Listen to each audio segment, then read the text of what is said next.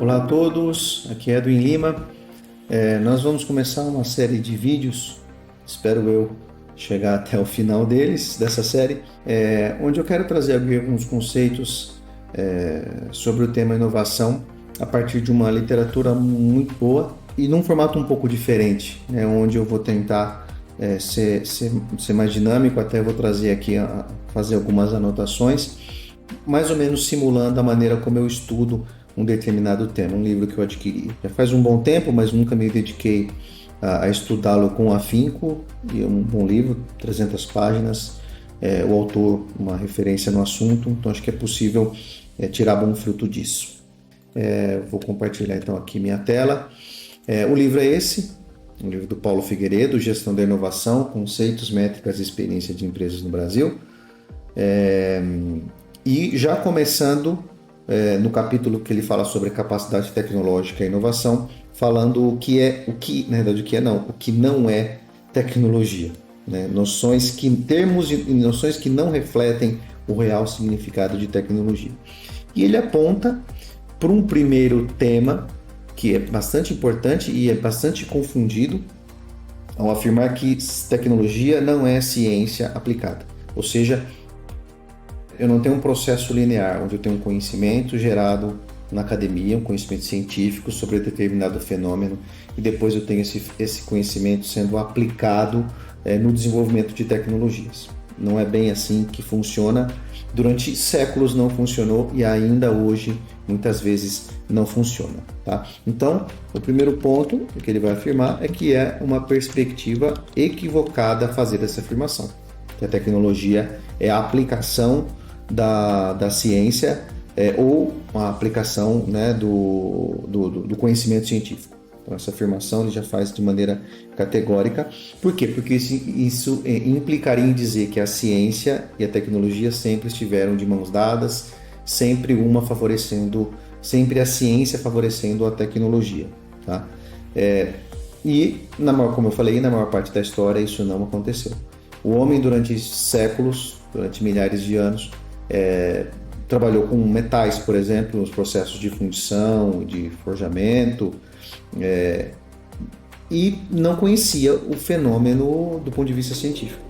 O que acontecia, tinha até noções equivocadas de como era o comportamento desses processos. Mas mesmo assim, ele resolvia os problemas da vida dele a partir da experiência, a partir de um conhecimento ali empírico, testes, né, tentativa e erro, acabava conseguindo realizar o desenvolvimento de uma tecnologia. E ainda assim, ainda hoje, não é assim que funciona, ainda há desenvolvimento tecnológico sem conhecimento científico.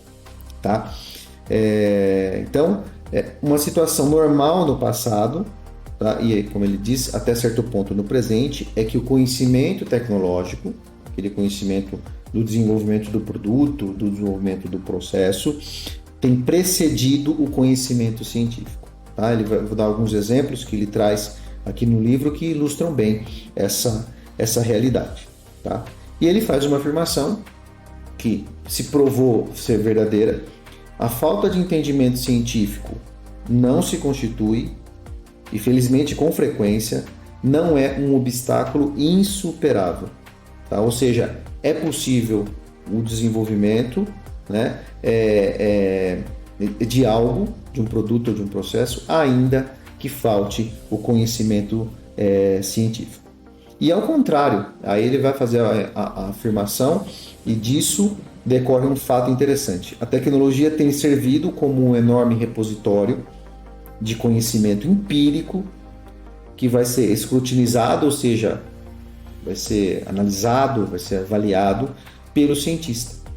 Ou seja, é o desenvolvimento da tecnologia de maneira empírica, pela engenharia, né, por quem está na ponta, resolvendo um problema, e depois isso vai ser objeto de estudo pelo cientista, para entender aquele fenômeno e entender como aquilo foi resolvido.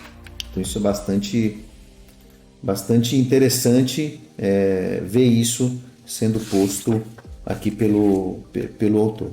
Tá? Então, só para manter o esquema, é uma perspectiva equivocada, tá? Então, o homem, né, durante a história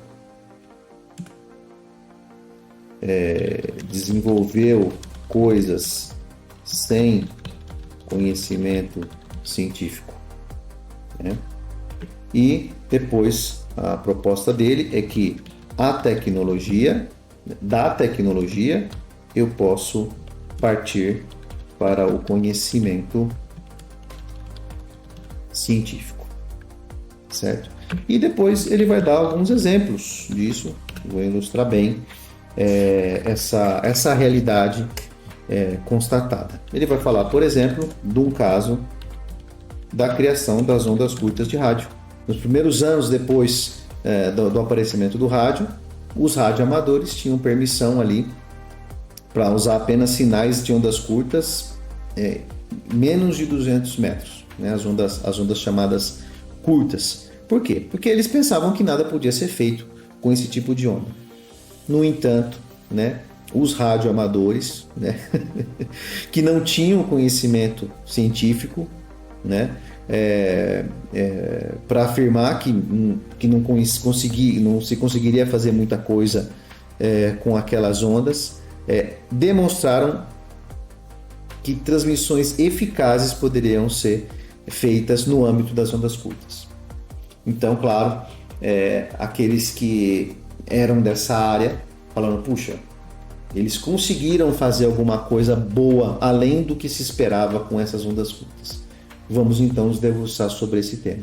Então, estudos da ionosfera, que ele cita aqui, etc. Mas as pesquisas possibilitaram, de fato, muitos avanços no campo da radiodifusão. Tá?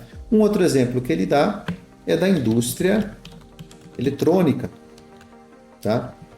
que sofria de um problema de curtos-circuitos nas placas, né, de circuitos eletrônicos ali no final na década de 40, e os engenheiros identificaram que esses curtos-circuitos eram causados pelo crescimento nos filamentos de cristais. Então eram filamentos de cristais que existiam nos circuitos, esses filamentos cresciam e provocavam curtos-circuitos.